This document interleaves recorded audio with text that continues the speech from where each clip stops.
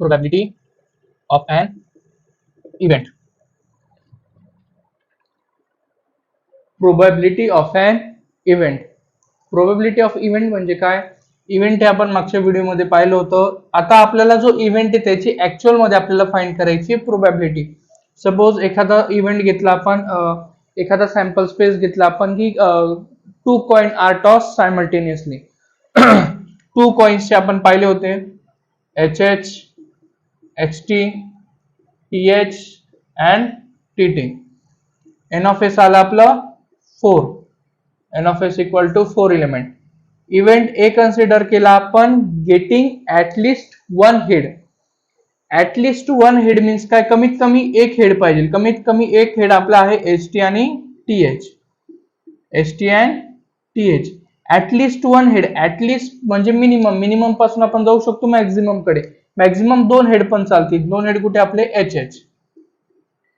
N of A आला आपलं 3 elements. आता आपल्याला या इव्हेंट ए ची काय काढायची? आपल्याला प्रोबॅबिलिटी फाइंड करायची.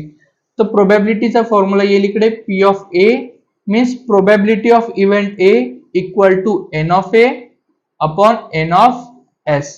N of A आले आपलं 3 एलिमेंट, N of S आले आपलं 4 एलिमेंट. जर इथे दोघं डिव्हिजिबल नंबर असते तर आपण डिव्हिजन दिली असती, बट इथे डिव्हिजन जाणार नाही. त्याच्यामुळे प्रोबॅबिलिटी ऑफ इव्हेंट ए आली आपली 3/4. त्याच पद्धतीने सपोज आपण एक इव्हेंट बी असा घेतला, getting only 1 tail. Getting only 1 tail. 1 tail कुठे येतोय? फक्त HT आणि TH. HT, TH. या ठिकाणी TT नाही येणार. सो N of B किती आले आपले एलिमेंट? 2. अगेन आता या इव्हेंटची आपल्याला प्रोबॅबिलिटी फाइंड करायची. N of B. P of B equal to N of B upon N of S. N of B किती आली आपली? 2. N of S किती आपल्याकडे? 4. 2 to the 4. P of B 1/2. धन्यवाद.